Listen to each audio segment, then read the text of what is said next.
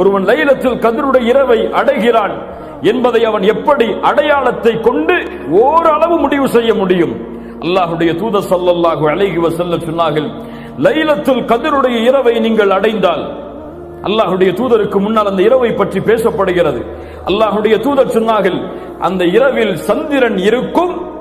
ஒரு பவுலை பாதியாக வெட்டினால் எந்த அமைப்பில் இருக்குமோ, ஒரு பவுல் அதை பாதியாக வெட்டினால் எந்த அமைப்பில் இருக்குமோ அந்த அமைப்பில் அந்த இரவுடைய சந்திரன் இருக்கும்.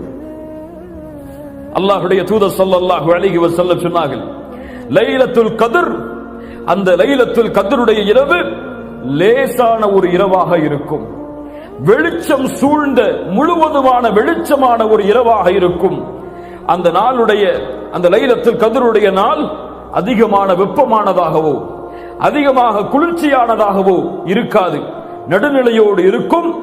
அந்த நேரத்திலே சூரியனுடைய, காலை நேரத்தின் சூரியனுடைய அந்த சிகப்பு நிறம் கொஞ்சம் கம்மியாக இருக்கும் என்று அல்லாஹ்வுடைய தூதர் ஸல்லல்லாஹு அலைஹி வஸல்லம் அவர்கள் சொன்னார்கள்.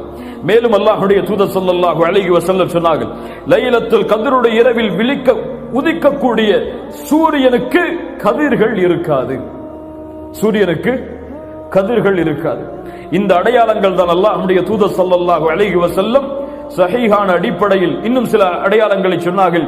எரிகற்கள் அந்த இரவில் வீசப்படாது. ஷைத்தானை விரட்டுவதற்காக எரிகற்களை, எரி நட்சத்திரங்களை மலக்குகள் வீசுவார்கள். அது இந்த இரவில் வீசப்படாது என்று அல்லாஹ்வுடைய தூதர் ஸல்லல்லாஹு அலைஹி வஸல்லம் சஹீஹான ஹதீஸின் அடிப்படையில் சொன்னார்கள்.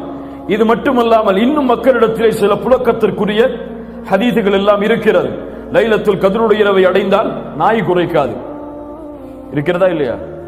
கேள்விப்பட்டிருக்கீங்களா இல்லையா? யார் அறிவித்த ஹதீஸுகள் இதெல்லாம்? அல்லாஹ்வுடைய தூதரா? மஅதல்லாஹ், இயாது பில்லாஹ். இதுவெல்லாம் பலகீனமான இட்டுக்கட்டப்பட்ட அறிவிப்புகள். இது மட்டும்தான் சஹீஹான ஹதீஸின் அடிப்படையில் அல்லாஹ்வுடைய தூதர் ஸல்லல்லாஹு அலைஹி வஸல்லம் லைலத்துல் கத்ருடைய இரவுக்கு கூறிய அடையாளங்களாகும்.